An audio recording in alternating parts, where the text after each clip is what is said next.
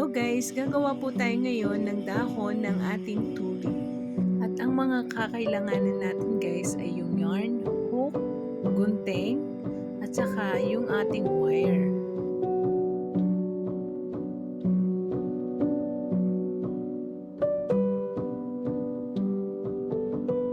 At ang unang gagawin natin guys ay gagawa tayo ng 31 chain. Ayan.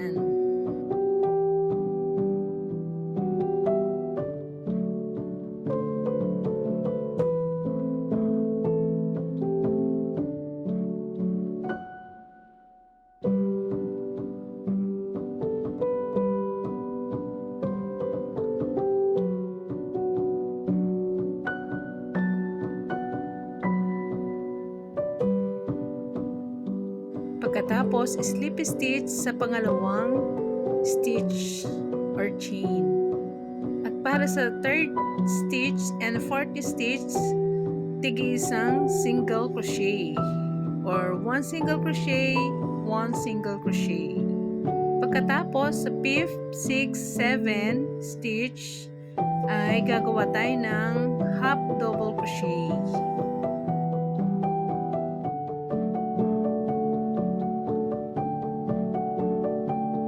Pagkatapos ng 3 half double crochet, ay gagawa tayo ng 18 double crochet in every stitch.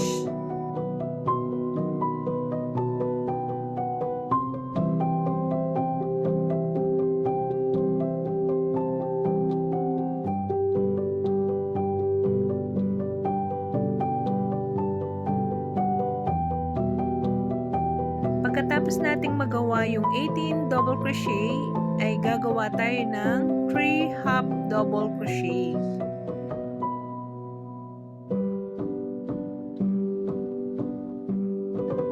After ng 3 half double crochet, ay gagawa tayo ulit ng single crochet in 2 stitch.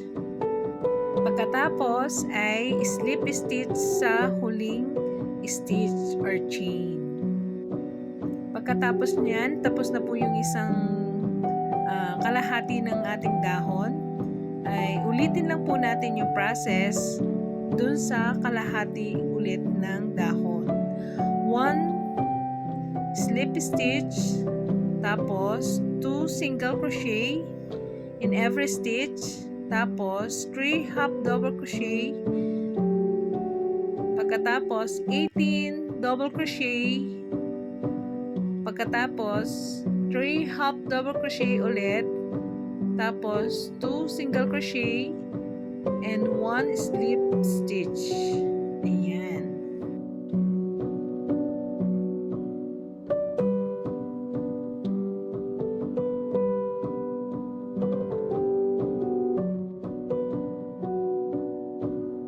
Yan guys, pagkatapos magawa yung kabilaan ng ating dahon, ay lalagay na natin yung wire po natin para namumold po natin siya. Hindi siya malambot yung dahon. Ayan. At yung gagawin po natin ay gagawa po tayo ng single crochet in every stitch sa buong palibot po ng dahon natin. Ayan. Single crochet in every stitch. Tapos po, ipaipit natin yung ating wire.